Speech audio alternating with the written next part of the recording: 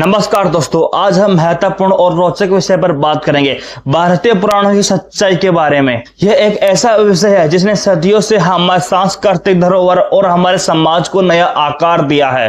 लेकिन क्या आपने कभी सोचा है इन पुराणों की असली सच्चाई क्या है? चलिए आज हम इसकी गहराई में चलते हैं। भारतीय पुराण हमारे सांस्कृतिक और धरोहर का हिस्सा रहे हैं। यह ग्रंथ हमारे पूर्वजों की कहानियों, मान्यताओं और जीवन के विभिन्न पहलुओं को समझाते हैं। पुराणों में राजाओं, देवताओं, ऋषियों और राक्षसों की कहानियां भरी हुई है। लेकिन क्या आप जानते हैं इन पुराणों में बताई गई कहानियों की पीछे की क्या सच्चाई है? क्या यह महज कल्पना ही है? क्या इनके पीछे कोई ऐतिहासिक सत्य भी छुपा हुआ है? अब हम इसकी गहराई में चलते हैं और पता लगाते हैं उद्देश्य क्या था।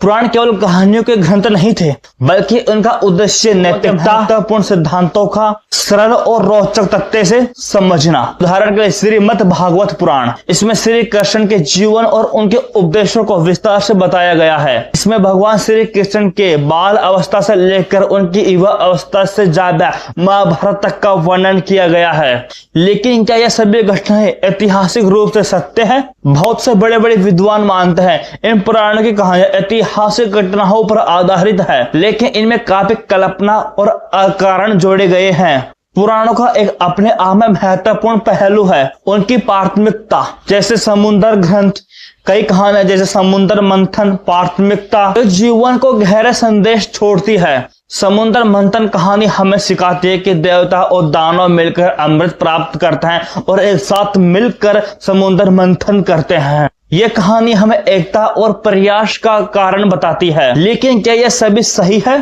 पुराणों में कई अंधविश्वास और मिथक भी जोड़े गए हैं जिनका आज के युग में वैज्ञानिक आधार नहीं है। इसलिए पुराणों को समझते हुए हमें आज उनकी नैतिकता और सांस्कृतिक विषय पर जाना होगा, लेकिन साथ में उनको वैज्ञानिक दृष्टिकोण से भी देखना चाहिए। पुराण में कुल मुख्य 18 पुराण, 18 उप पुराण जोड़े गए हैं। इनमें से हर एक पुराण का अपना महत्व, विशेष और अपने आप में कथा है। जैसे विष्णु पुराण, जिसमें विष्णु भगवान की विभिन्न अवतारों की कहानियों के बारे में हमें बताती है, या शिव पुराण जिसमें शिव जन्म से लेकर उनके उपदेशों के बारे में हमें सिखाती है। यह समझना बहुत ही महत्वपूर्ण है कि पुराणों के अंदर धार्मिकता और नैतिकता के बारे में बताया गया है। यह समझना बहुत ही महत्वपूर्ण है कि पुराणों में वर्णित कथाएं एक सांस्कृतिक और धार्मिक संदर्भ है।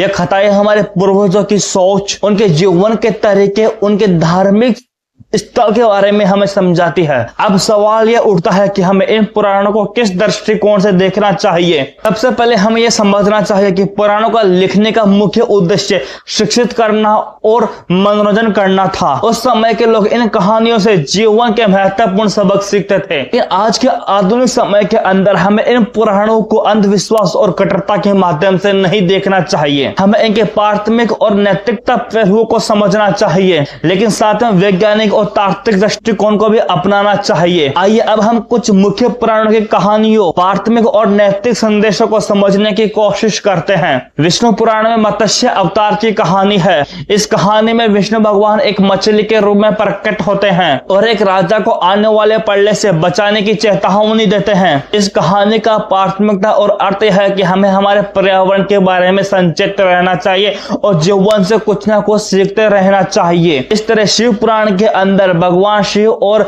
सती की कहानी है। यह कहानी हमें प्रेम, त्याग और धार्मिक और भक्ति के बारे में बताती है। का एक गहरा नैतिक और सांस्कृतिक संदेश होता है जो हमें हमारे जीवन को एक सही दिशा में ले जाने के लिए मदद करता है। हमें यह समझना चाहिए कि पुराणों में निहित कहानियां हमारे जीवन और हमारे सांस्कृतिक का धरोहर है। इन्हें समझना और इनसे सीखना चाहिए। इस दृष्टिकोण से हम पुराणों की सच्चाई को गहराई से समझ सकते हैं और इनसे मिलने वाले नैतिक और सांस्कृतिक पहलुओं को अपने जीवन में लागू कर सकते हैं। यह वीडियो बनाने का हमारा मुख्य उद्देश्य था कि पुराणों की सच्चाई और नैतिकता और धार्मिक संदेशों को आप तक पहुंचाया जाए। मैं उम्मीद है कि इस वीडियो से आपको कुछ महत्वपूर्ण जानकारी मिली होगी। अगर आपको यह वीडियो जानकारी पूर्ण लगा हो तो इसे लाइक और शेयर करना ना भूलें और ऐसे ही रोचक वीडियो देखने के लिए हमारे चैनल को सब्सक्राइब जरूर करें। धन्यवाद। फिर मिलेंगे एक और रोचक और महत्वपूर्ण विषय के साथ में। जब तक खुश रहिए और सीखते रहिए।